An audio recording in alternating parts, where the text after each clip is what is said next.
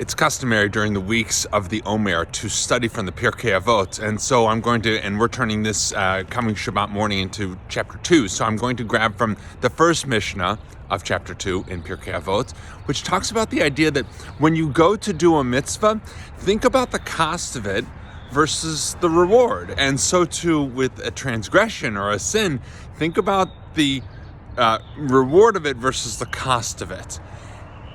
We have to weigh things, and the Mishnah literally tells us, it uses the word machshev, be thoughtful, intentional about it.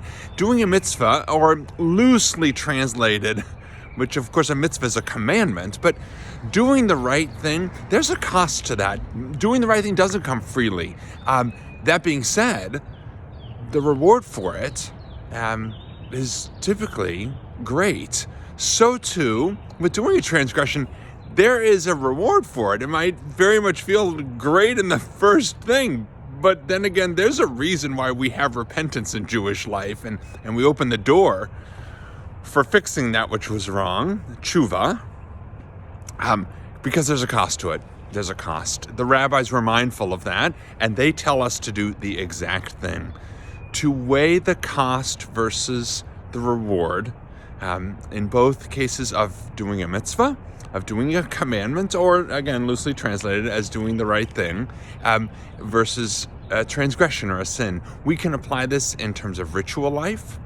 We can think about it in terms of ethical and moral commandments as well, and what we do, whether it's responding to COVID-19 and how we've handled that and working forward, or things in terms of, are we counting the Omer, something that simple.